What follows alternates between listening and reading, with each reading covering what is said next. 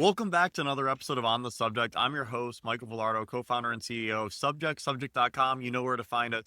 We have an incredibly special guest today. We've been all about highlighting the most innovative educators around the United States. Over the last 6 months, we've gone to Michigan, New Mexico. Now we're here in our home state, beautiful, sunny California, though it's a little gray out today. We're in Monterey with one of the most innovative superintendents in all of the Bay Area. Thank you so much for your time today, Crystal. Hello, thank you for having me. Excited to be here. And let's shout out her district, Byron. Byron Union School District. Incredible district. You're helping shape so many young minds, and we appreciate how much you've done for students over the years. Thank you. Why do you want to do this? Why did you want to help students? What made you love education? Well, I started in education in 1998, but I also started when I was the oldest of 3 kids, and I used to teach in the closet with the chalkboard, the ABCs to my sisters. So I've always had a passion for learning, and that just built on itself as different mentors brought me into leadership roles along my career. And that led me from teaching kindergarten into becoming the principal at the site where I was, into becoming a director of ed services, and then moving into superintendency. That's amazing. And I love that you've been able to wear every hat, because that holistic approach to education, student to teacher to principal, director, and now superintendent, you really understand the whole gamut. Are we allowed to go here and say, hey, what was your favorite role? Not including superintendent. So that way we don't put anyone on the spot. Like, what, out of the other roles, what did you like the most? What gave you the most joy? So I will tell you, as superintendent, I'm still in the classroom a lot because teaching, we're all educators, regardless of the title you have by your name. We're educators all the way through the core. And so being able to get back into classes as much as I can, reading stories to students, being part of the work at the ground level with our staff is always my favorite. I love that. And a common saying we always say is teachers and coaches are the heroes of society, and they uplift our youth into incredible futures. And so thank you so much for that time there. What has been the most challenging piece that you've been able to accomplish over the last few years, and how has your leadership been able to steer the district into such an incredible 2025 start? Great question. Challenges. You're always going to have different challenges related to the world of education because we work with such a diverse group of students and families. So they come with what they come with to us every single day. Our families are giving us their best kids, and we're going to love them up, and we're going to teach them where they are and push them to the next level. And so I think the challenges is just that you have so many needs within one classroom, and what are you doing to really meet the student that's struggling and the student that's already learned that material and are ready for the next level? How do you build that universal design model and really support that work? This year, we instituted a multi-tiered system of supports in a grander way. We created a full master schedule at our elementary schools. We have 2 elementary schools and 1 middle school. And with that, we were able to align our times and our resource opportunities. So students with IEPs weren't getting pulled from curricular needs that they had within the classroom. We were working on small groups for everybody in a grade level at one time. And that was a really awesome way to create the best case scenario of getting what you need at the time that you need it and getting it from the experts that you need it from. So that's really been proving to be a very rewarding opportunity in our data, but also in the confidence that we're building in our students. And the time that we're using in that space, we were able to align our end of the day to be students get to go home, and all of our elementary teachers get to have common prep, which we know the best way to support student learning is by collaborating with the experts together.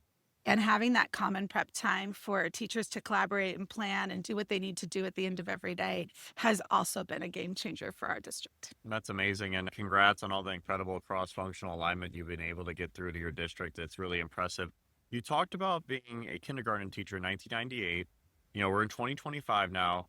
Doing quick math as we do the podcast. So 1998, kindergarten students, probably early 90 birthdays, 90, 91, 92. Yep.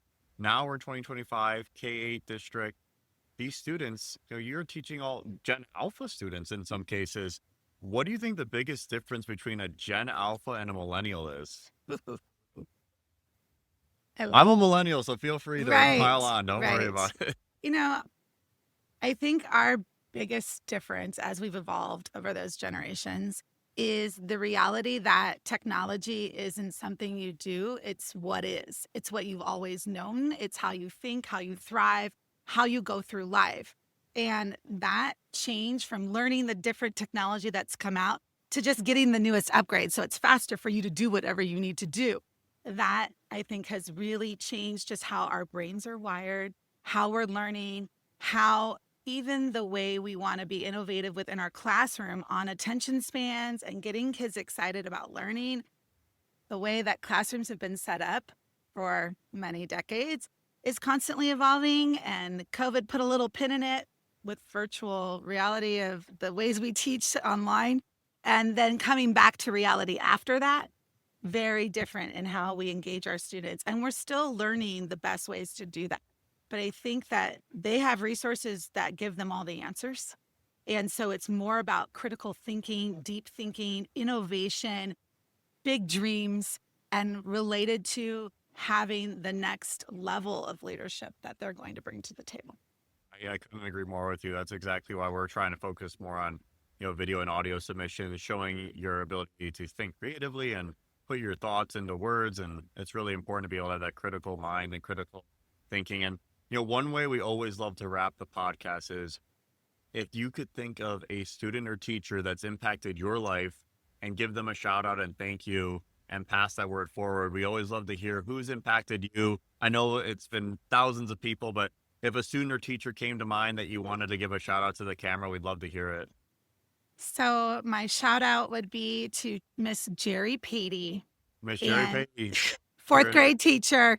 they're going to see this. And she was definitely pivotal. I was the fourth grader that she called on. She said, Crystal, you're a natural born teacher. I can just see it in you. You have to be a teacher.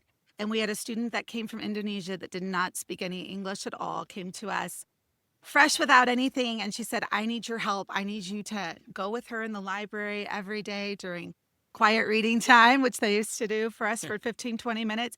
And I need you to help her learn English. And that's what I did. That was in fourth grade. When we promoted from eighth grade, it was a K-8 school. That same student, I'm going to say Catherine Hellam, because she's also amazing, wrote me the most beautiful note about how I helped support her transition to the United States. I get teary-eyed thinking about it because it was so pivotal, but it just helped me continue my journey as an educator because those are the moments that are priceless and those are the moments that matter. And that's why I show up for kids every day. Tough to top that comment. That was unbelievable. You're moving me right now. That was unbelievable. And this is exactly why we have this podcast. We're trying to highlight the most innovative approaches in education, elevate voices, and really bring us back to the core, which is everything for students. That was amazing. Everyone here, please like, subscribe, comment down below. We're trying to get our YouTube and Spotify followers up. Please find us. Another episode of On the Subject. I'm your host. Thank you so much for joining us today. It was so much fun. Thank you so much for having me. It was awesome.